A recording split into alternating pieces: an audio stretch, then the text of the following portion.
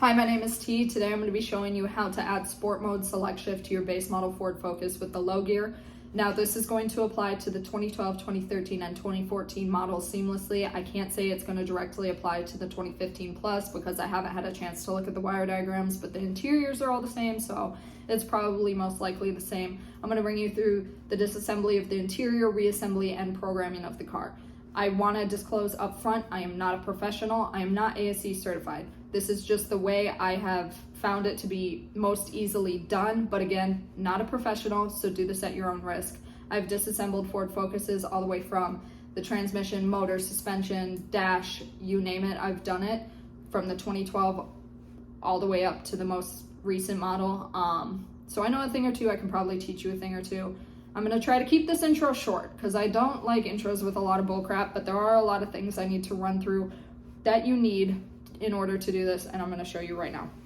So your car probably has this shift knob. It has a car at the bottom and no up button. Disregard the color of this. I've modified my car. You'll see it later in the tutorial. What you're going to need to replace that is the SelectShift shift knob. It has a plus and a minus. Notable differences between these two. I'm not going to go into the technical reasons behind it. The low gear one has 2 wires. The SelectShift has 3 wires. In addition to this, you will need the corresponding wire harness. This snakes through the shifter assembly, and you need this. This is a must. It has 3 wires, and that is so it can communicate to the car. God, I can't speak. That's so it is going to communicate to the car in the correct manner. You need this. It likely has a blue casing.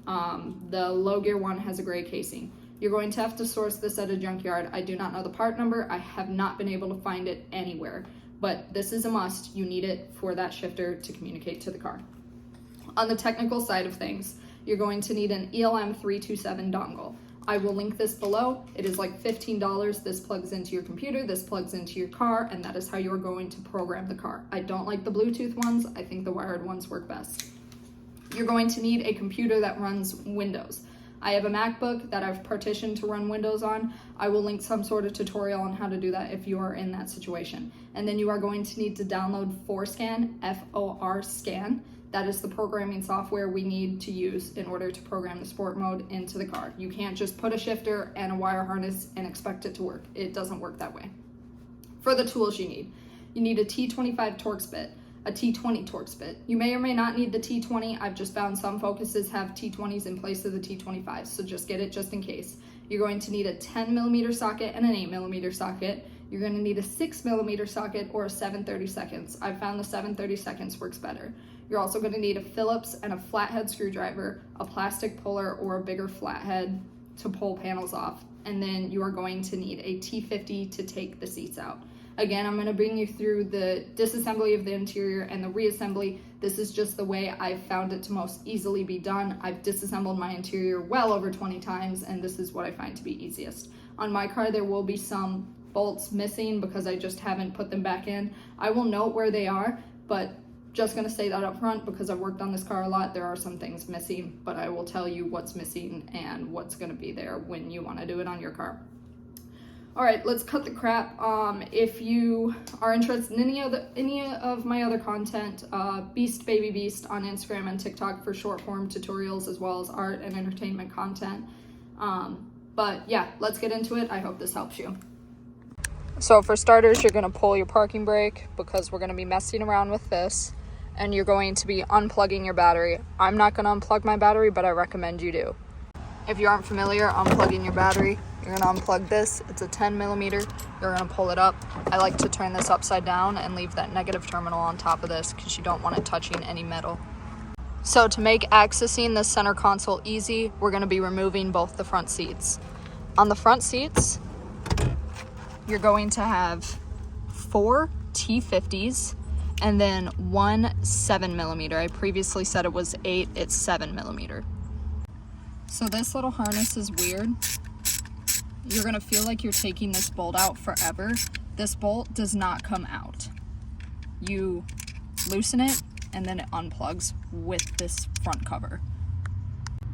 So now that this is all loose, I can just pull this off, and this is going to stay down here. It does not come fully disconnected. This is primarily what you want to unplug your battery for because this controls the seat belts as well as the airbags. and you don't want this throwing a code because you unplugged it while the car still had power. So now that I got the 2 front bolts out as well as this, I'm going to move this seat all the way forward so I can access the rear bolts.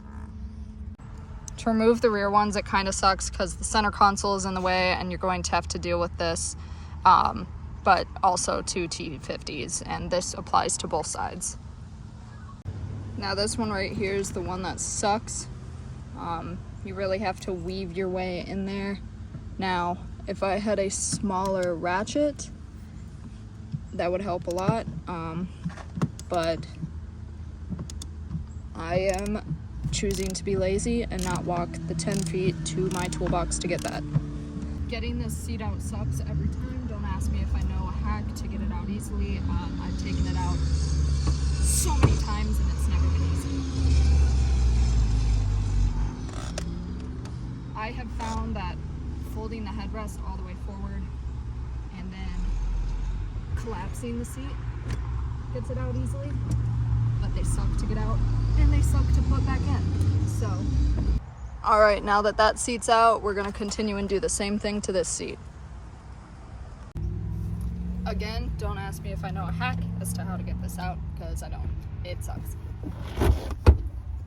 And they're heavy as hell. But they should be. They're kind of what's gonna keep you safe in an accident. Now, if you end up bumping this trim and it comes undone, don't worry. This weather stripping, you just pull it up, and this can just pop on and off. It's just a couple clips under there, so if it pops off when you're taking the seats out, don't worry, it goes right back in, and you can just shove the weather stripping back in its place. You'll feel it when it's correctly in there, so don't worry about that. Okay, so next up, and what I think is the easiest course of action here, is to pop this cover. It is not bolted down, it is simply plastic clips. I'm using a flathead to unplug it, I guess, if you would say. And remember, my parking brake is on. That's going to matter in this next step. So pry this out. Yours won't do that. Mine is broken, but don't worry about that. Just try to pry under the edges. Be as safe as you can. This back corner where it's plugged in here is always very difficult to get out, but you're gonna have to manipulate it out. So once that is up, you have access to your shifter down here. Parking brake on. This next step is going to make accessing everything up here easier for you. So with this cover lifted up, you're going to see that there is this little white thing right here.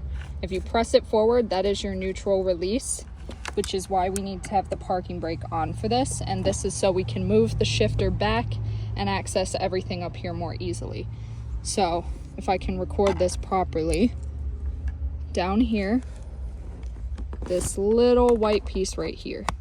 I'm gonna go ahead and push that forward, if I can do this on camera. Okay, it is pushed forward. Now holding that, while it is pushed forward, I'm gonna grab the button on the back of my shifter and pull it all the way back. So now your shifter is all the way back. Mind you, parking brake is on, so the car isn't going anywhere. Now you will have easy access to everything up in here and everything up here, which this is our next step. So once you have this knob back, we're going to be taking apart this area. There's going to be 2 T25s here. You're going to probably have a cover on yours that you're just going to take a flathead and pry out. So you're going to take a flathead up here, you're going to pry it out, and then there will be 2 T25s. Disregard this 10 mil. I lost one of my T25s, so I put a 10 mil there, but there's going to be 2 underneath here. Once those 2 T25s are out, you're going to lift up and pull out.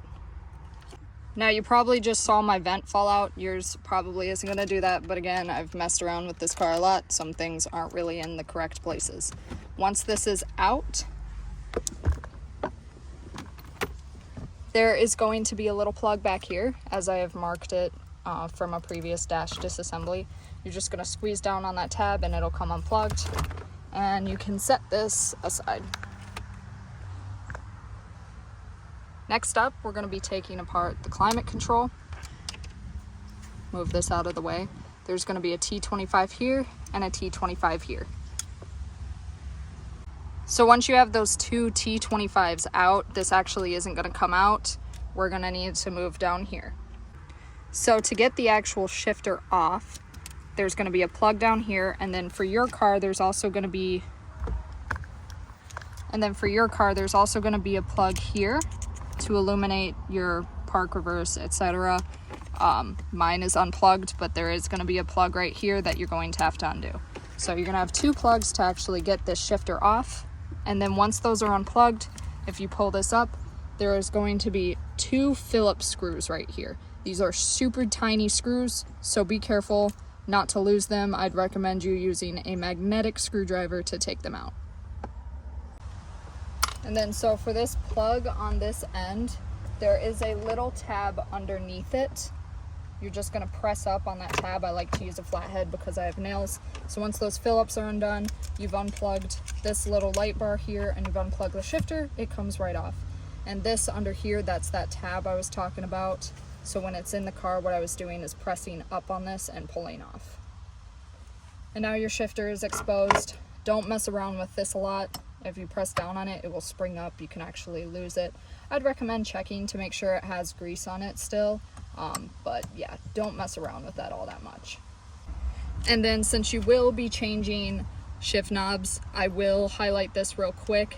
On the stock shift knob itself, it's going to look like this, and then when you turn it upside down, there's going to be a zip tie right along here.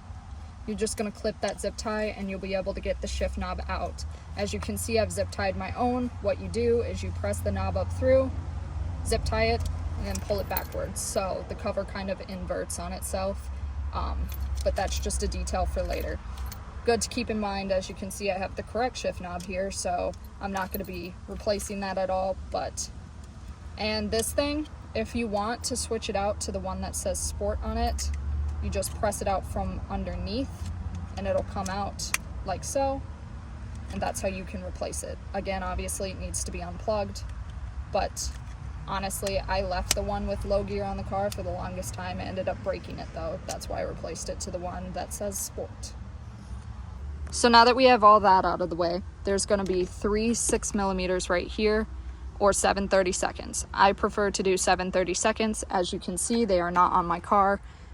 I haven't put them back on. Just about now is where I'd recommend you bring out a pry tool. This is for clips, but I use it for just about everything. You're going to hook under this ridge right here and pry upwards, and you'll see it unclip up here. And so now that's moved off to the side. Next up is going to be this little panel right here. I prefer to pry from the top. Next on our list of panels to remove will be this side panel. There is going to be a little plastic clip there. You're going to get one of these, pry up on it, it'll come out. And then I like to go along the bottom and pull out from the bottom itself. And you'll hear it start unclipping. I know these noises are scary, but I promise you it's fine. Once that is loose, it'll look like this. So we have this loose now, and that's how we're going to get this portion out. To get this portion out, what I like to do is just pry up from here, from the bottom. And as you can see, the whole thing is moving.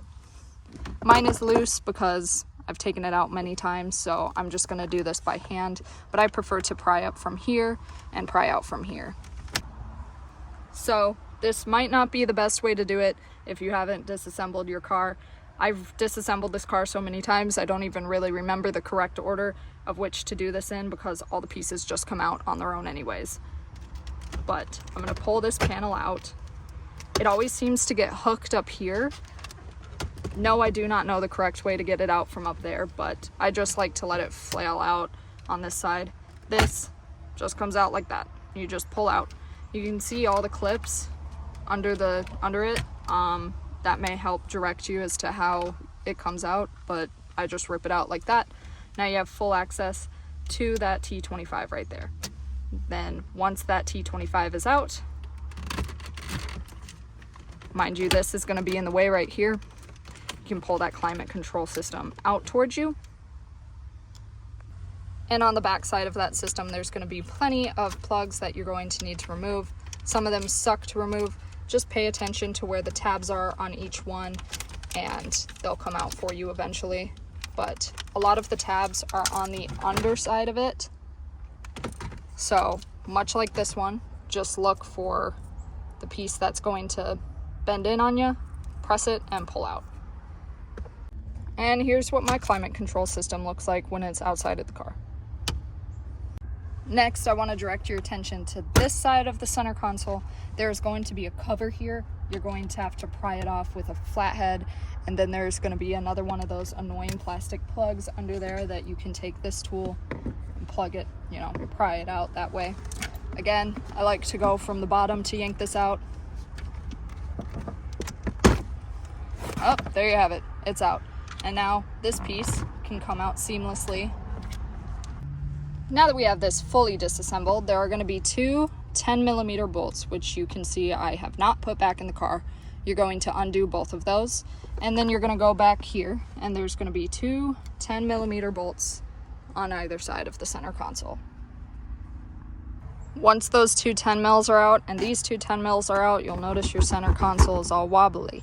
Now we have to actually get to the part where we're going to pull this center console off so you can have full access to all the goodies down here.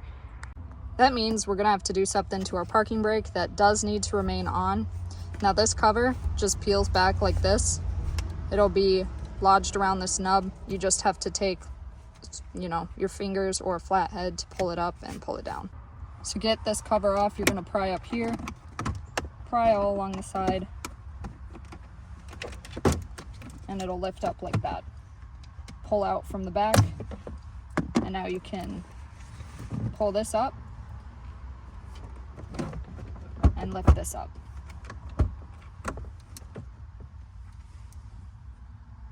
So then you're going to peel this parking brake cover off. I like to just lift it up with a flathead lightly, try not to break a hole in it, and then it'll just come off like a sock. There you go. Now it's off. Again, make sure this remains pulled. You don't want this coming off when you have that technically in gear. So then I'm going to direct your attention to this plug. It's pretty easy to look at. It's going to be right around here. It's going to have this buckle looking thing.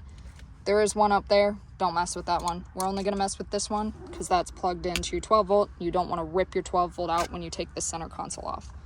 So in order to do this belt buckle style plug, you're going to press down on the piece right here, and then once that is pressed down, if I can get it down, this will just lift off like that,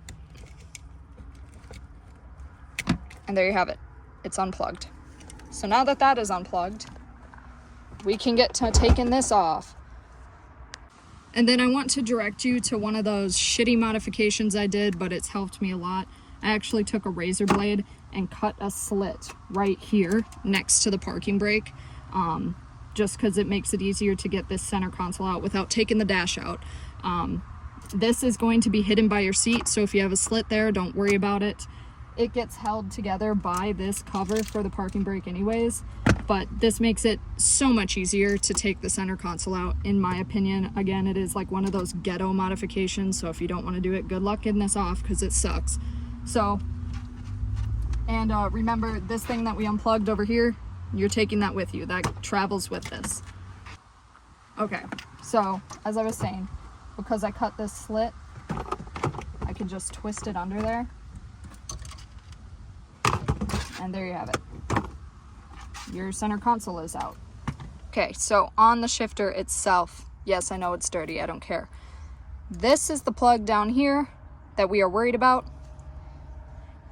It goes through here to the other side, snakes down here. It also plugs in.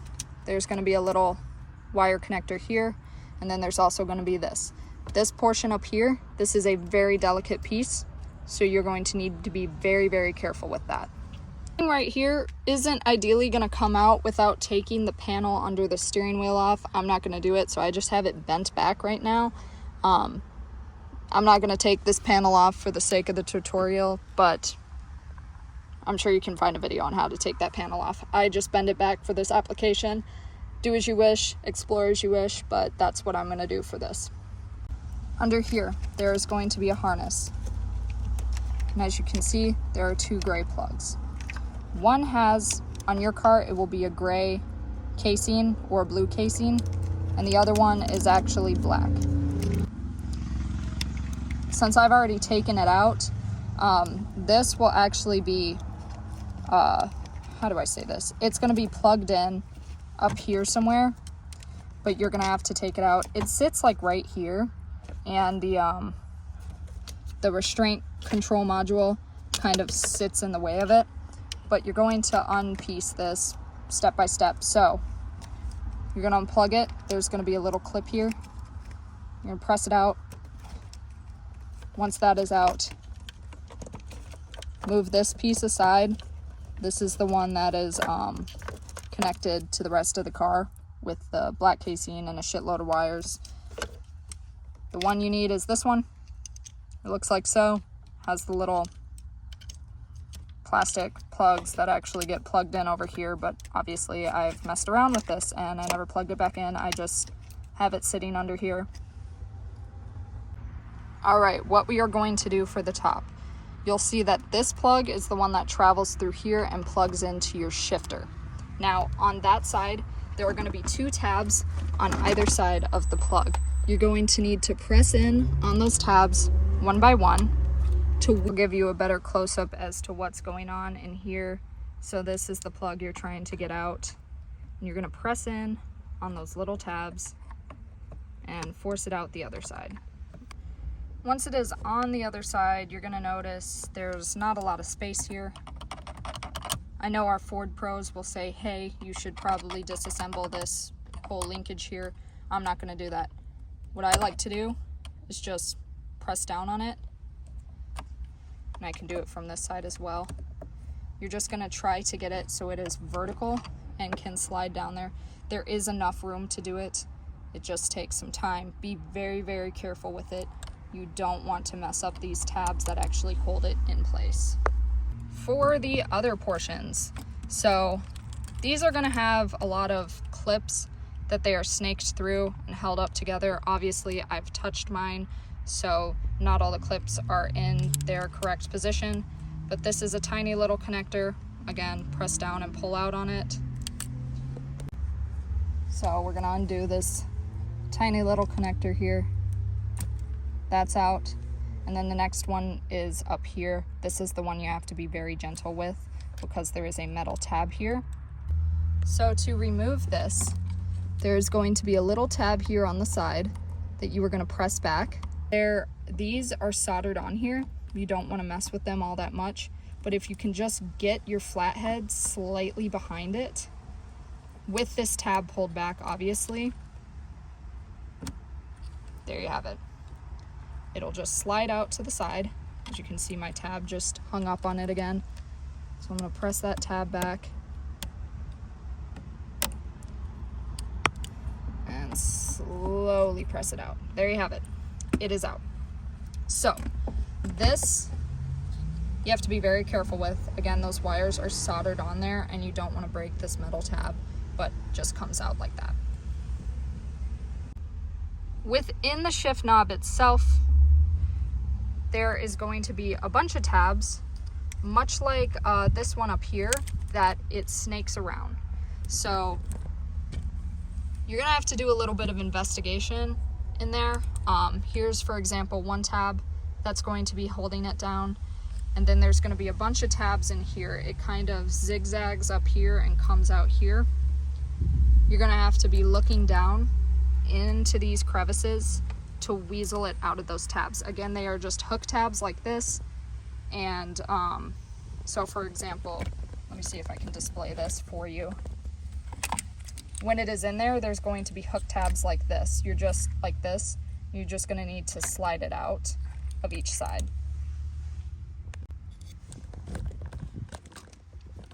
So now we're going to go back up to the top with this connector up here.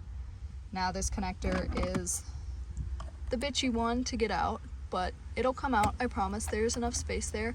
You can also pry this over just ever so slightly. Don't put a lot of force on it, but just enough to get that connector down there. Once that is down, you can just press it down. Again, weasel it through. You're going to have to be very careful. Like I said, there are going to be hook tabs in there that are snaking it through. So you're going to have to be looking in these little crevices here and kind of maneuvering it out of those. I'm going to be honest, I broke every single one of the tabs on mine, so this is going to come out very easily. But as long as the plugs are in their specific places, you don't really have to worry about the tabs. So once you've snaked those 3 plugs out, you can then pull it out from this side, the driver's side, under the shifter, and everything will follow with it. Again, be very careful. You can kind of see up in here, it is still stuck in there. There are some tabs in here, looking down here, looking in here. You're just gonna have to keep an eye on it, but make sure it is all good.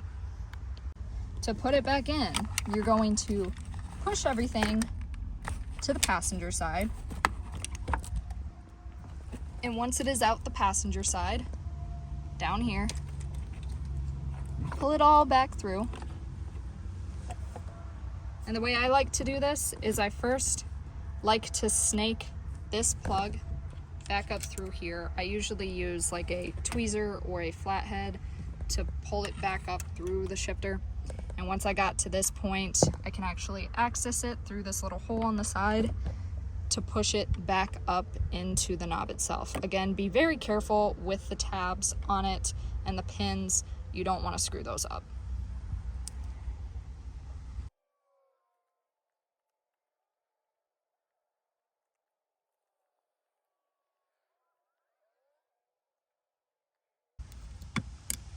Next up, we're going to plug these back in. So I'm going to do the scary one first. Again, you just put it back into its original position, press on this black portion here, and it will snap right back in directly. You have to nudge it a little bit, but again, keep your hands off of the soldered portions. All plugged back in. And then for this little thing, here's its little connector. Now I'm just gonna plug this gray one back in on the other side. And I don't stress too much about the wires being back in their original positions. Again, I'm not a professional, so I don't really care. As long as they aren't in the way and they aren't gonna get hurt by anything, we're good. Back down onto the driver's side. There's our plug again. Here's the one for the car. Now, because I don't want to put it back on the car, back in its plug-in area. Its plug-in area, it actually gets plugged in right here. As you can see, that's where these plastic pieces plug into up here. Because I've messed around with this so much, my plastic pieces are kind of messed up. So what I like to do is just plug it in under this shifter and call it a day. But if you're someone who's worried about OE, again, right on this backboard up here is where you would plug this back in. But now that that's all together, now that you have the correct plug, correct wire harness in it, now we can put everything back together. All right, now that everything is good to go, we're gonna put the center console back on. So remember, I did this whole thing where I split the side by the parking brake, so it's kind of easier for me. Keep an eye out for these little tabs here. These actually need to go under it. Pull out. This plugs in down here, so you have to align it with that to get it back in properly. So actually the best way, in my opinion, to do this is to lift it up from the back, angle it into those holes that it plugs into, and then drop it down. Now you can put the two 10 mils back here on the sides back in, and then up here you're going to put your two 10 mil bolts, the two in there in the center. Once that is all bolted down, you're going to take this plug with the buckle that you unplugged, and you're going to slide it back on. press it from the back end where the wires enter, and the buckle will close on its own. Just make sure it snaps shut. Tuck it back up under there, wherever it was. Again, I've disassembled my whole dash, so to me it doesn't really matter, but for you, just take a mental note of where it's at and you're good.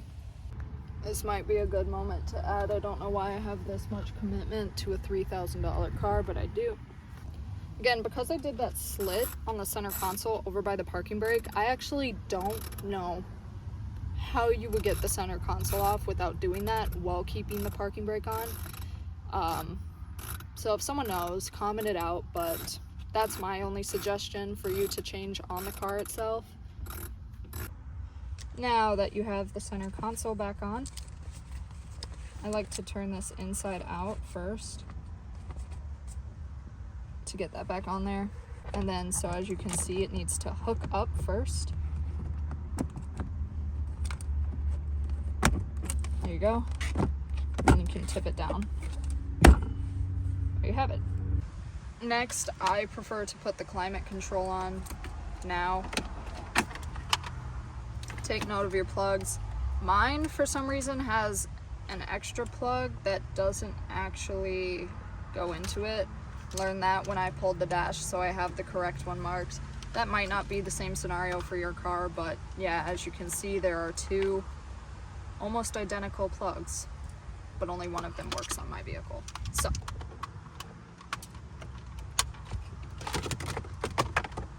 what the fuck was that? Oh, damn. There you have it. This little thing, don't know why it's here, don't really know its reason. It does just come out the front, as you just saw. Mine's probably loose because I've messed with this area so much. But yeah, if that falls out, you just plug it back in through the front. So now that the climate control is all plugged in, you can put it back into its spot. Now, what I'm gonna do is I'm gonna put all of the T25s in, the 3. And then I'm going to take your little cubby bezel on this side, and I'm gonna plug that in too. So you have your little cubby here, just lightly. So now that that's together, this is bolted in, your cubby's here, you're gonna put this bezel back on now. So the bezel hooks up under the glove box, so just be aware of that ridge that you're gonna have to kind of hook it up into. You can push it up there, and it'll fall directly back into place. And once it's there, snap it all back in. Now you can put your 3 6mm or 7/32 back in. So for this panel, the way I put it back on is I actually start up here. As you can see, this is part of the bezel that we just put back on. So I usually tuck it up under there. And this is another one of those things that I've just never figured out fully the correct manner to put it on. So I like to fold it up under there like this, like so. And once it is all in the correct spot, there you have it. It's all clicked back in. And then you can take your little plastic plug it back in, throw the cover back on, you're good to go on this side. And now that we have this whole side together, you can safely put this panel back on as well. Again, I just had this folded up, but you're going to need to clip it in. All of these snap into this bezel here. So if you can get them aligned just by visual, once they are all aligned, and it is all back together. Now again, you do have a plastic plug on this side that I do recommend you plug in. You don't want this coming unsnapped when you're driving because it can hit your gas pedal, and that would be bad news bears. So now you're gonna add on your new SelectShift shift knob. So again, your cover is gonna be like this. You're gonna flip it up like this, upside down. You're gonna pull that shift knob through, and once it's through, throw a zip tie on it, tighten it down, pull it back up, like so, and your boot will be back on it. This is how Ford puts it on from the factory. It is literally held on by a zip tie. So don't worry about it being, you know, kind of ghetto. That's exactly how it's done by Ford. But I'm gonna now turn it back inside out, put it down like so, And what I'm going to do here is actually plug it back in. Doesn't matter what way you do this, but I'm just going to go ahead and plug it back in. Make sure that connector is solid in there before I actually bolt it down. The Phillips screws are eeny, meeny, miny. So you definitely want a magnet or a short Phillips to put these back in, because when you drop them, they are gone. If you source one of these from the junkyard, I highly recommend you take the little screws with it, because they are damn hard to find, and Ford wants to sell you them for $25, which is so not worth it. And then once that is done, you're going to pull this down and plug your little harness in for these lights. I have absolutely no idea where mine went, so I'm just going to skip that step. And then this plate right here,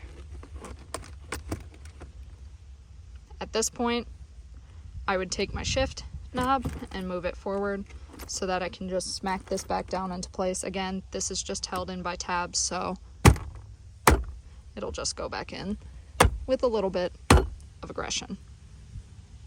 So here's your plug.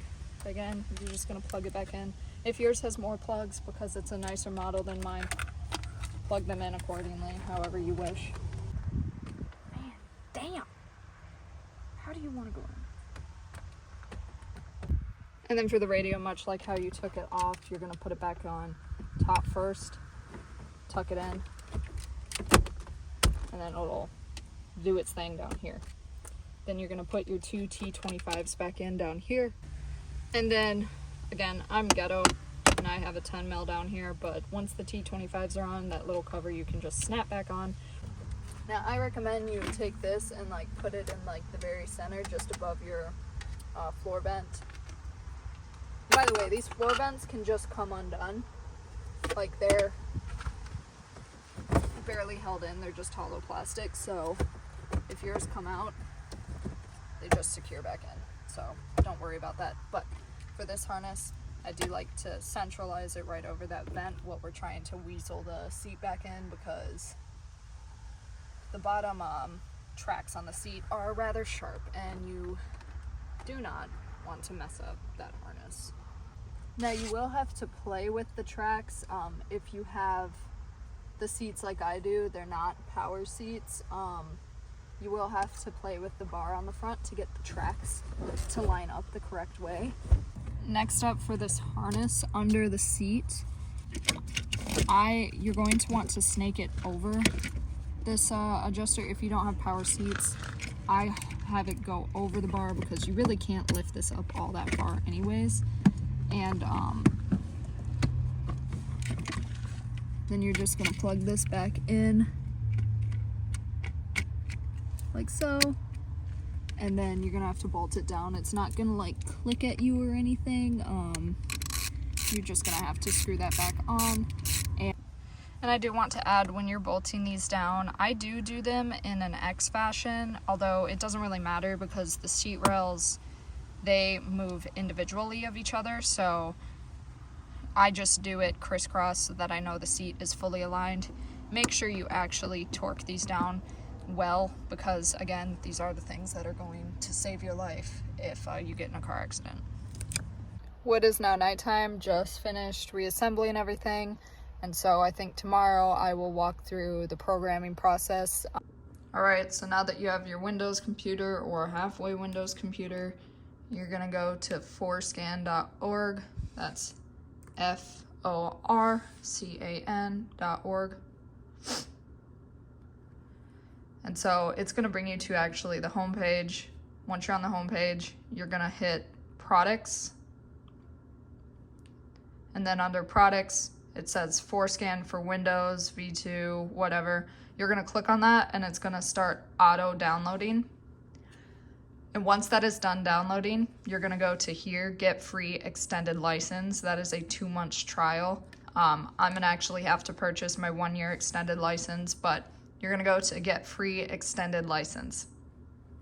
And this is the request for it. Since I already have ForScan, I'm just gonna go into it real quick and show you the information you're gonna need to pull in order to get this free trial. So it's going to ask for your name, your email, and then down here it's gonna ask for a hardware ID.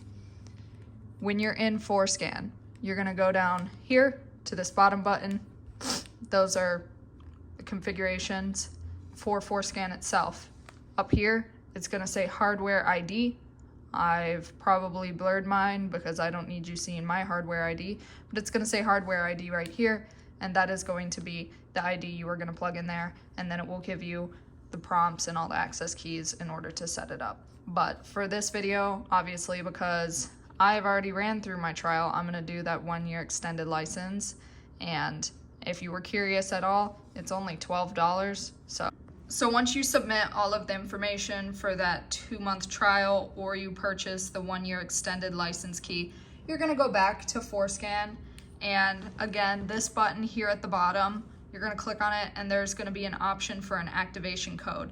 They're gonna send you the activation code via email, you're gonna enter it, activate it, and now you can use ForScan. Again, I'm blurring some sensitive information. I don't want you guys to see my hardware ID or my name, but that's just how you do it. You enter your activation code that gets emailed to you, and now you can actually use ForScan. So we're gonna have to deal with the Ford chime in these videos. For the sake of the video, I went ahead and changed my car back to the low gear option, and that is so I can just start this fresh and show you how to use ForScan from the very start and how we're gonna go through this process. So to start out, you're gonna make sure your computer's connected to Wi-Fi, you're gonna plug your ELM in, and on this side, we're gonna make sure it is swapped to MS when we are going to connect to the vehicle. So you're gonna put your car into accessory, and obviously go down here and you're gonna plug your OBD in. Once your OBD is plugged in, down here, you're gonna hit connect to vehicle. You're gonna make sure the key is in the on position, and HS/MS CAN is switched to the HS position.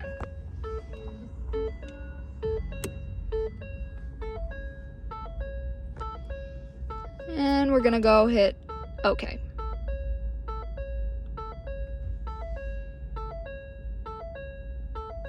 So here's the profile for my car. I'm gonna hit yes. Now it's connecting to everything. And we're gonna switch it to the MS position now. And now we're gonna hit OK.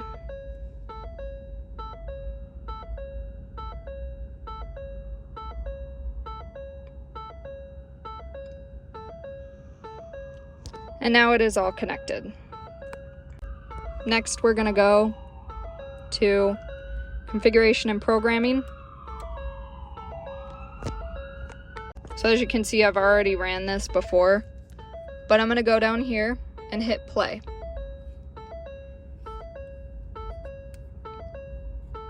And so it's just a warning on all your PCM, BCM things. Research this on your own. I'm not gonna explain it in this video, but I'm gonna hit OK. And we're gonna make sure it is in the HS position now.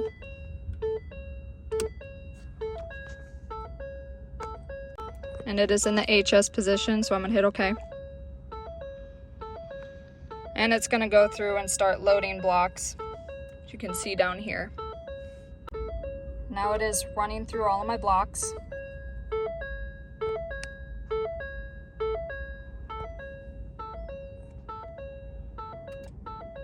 It's just gonna make some scary noises as it loads all of those blocks.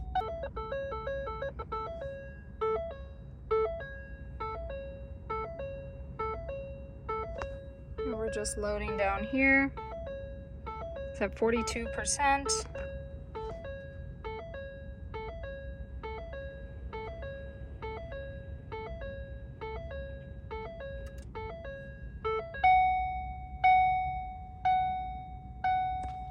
Turn the ignition off. We're gonna hit OK. And then it's gonna bring us to this.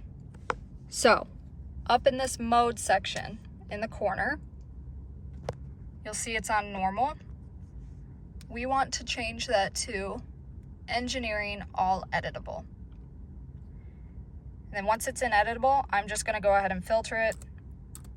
You're gonna want shifter type. You're gonna double click on the shifter type, and you're gonna switch it to SelectShift Tech SST thumb switch. And you're hit check. And then you're going to hit right here at the bottom. So our old value was the less manual, which is the L. Our new value is going to be SelectShift thumb switch. You're going to hit the check button here, and now we're going to turn the ignition back on. Hit OK. And it is now going to rewrite it. Your car is going to make some creepy noises while it does this, but don't worry about it. We're going to hit OK.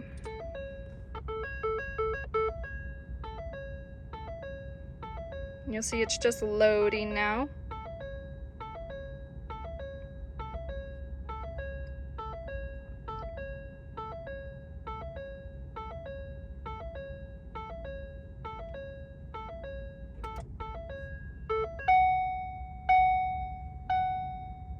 And it's been programmed successfully.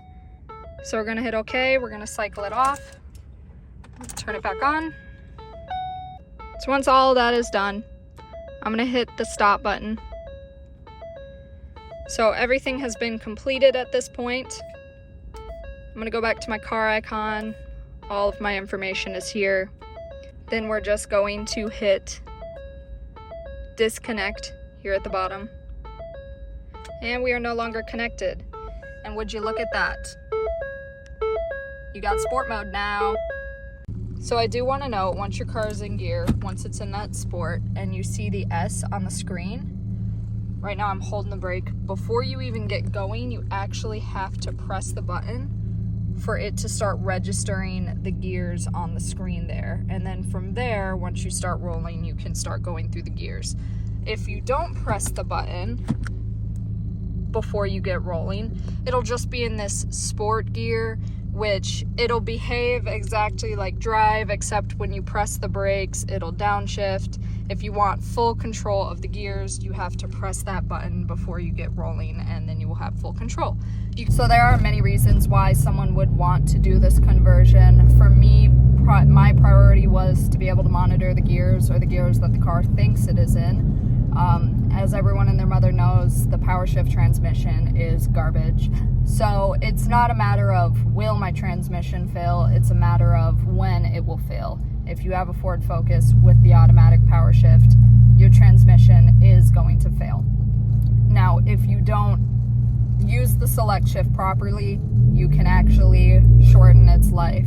You have to be very cautious about the gears you are in and how high in RPMs you are going. The car will automatically downshift for you, and it will automatically upshift once it gets to the danger zone. You do have to monitor it though.